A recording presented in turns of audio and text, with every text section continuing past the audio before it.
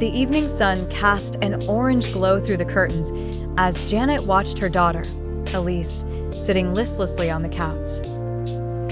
Once a lively young woman with a penchant for laughter and softly mischievous smiles, Elise seemed a shadow of herself these days, her eyes marked by cold detachment and sardonic indifference. It was a scene Janet had witnessed repeatedly over the past few months, and each instance was more mystifying and painful than the last. Elise's attitude had transformed, shifting drastically from warmth to an Arctic chill, as if her zest for life had been doused by invisible hands. Janet sat across from Elise, wincing internally at the dripping sarcasm Elise directed at her father as he asked innocently about her day at college. As a mother, Janet had spent many sleepless nights wondering what had happened to her daughter, their daughter. The change seemed abrupt, creeping in quietly and then enveloping all aspects of Elise's personality, but it wasn't until she stumbled upon an article titled, "Chilling Personality Change in Your Child? It's Narcissistic Projection," that a chilling suspicion took root in her mind. The idea of narcissistic projection didn't seem to fit Elise at first. After all, Elise had always been empathetic and kind-hearted. But the fine print of the article detailed a more nuanced understanding, whereby the projection might not stem from Elise herself, but from someone else's influences, a partner or a close confidant. Drawing a breath, Janet strongly suspected that the root of the issue might lie in Elise's new boyfriend, Daniel.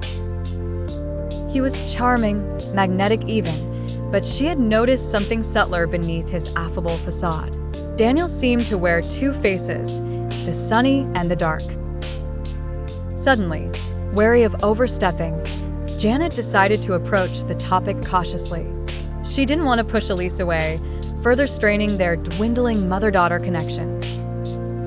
Over a casual dinner, she devised a plan. "Your father and I were hoping you could spend a weekend up at the cabin with us," Janet suggested as she set the table, striving for nonchalance. Elise, who had been scrolling through her phone absent-mindedly, paused and looked up, her cold gaze softening momentarily. "I don't know. I have a lot on my plate." Her response was guarded. "Just think about it," Janet soothed. "It'll be a nice break." She tried channeling warmth into her tone, hoping to crack through the brittle shell surrounding her daughter. Elise acquiesced, albeit reluctantly. "I'll see if Daniel's free too.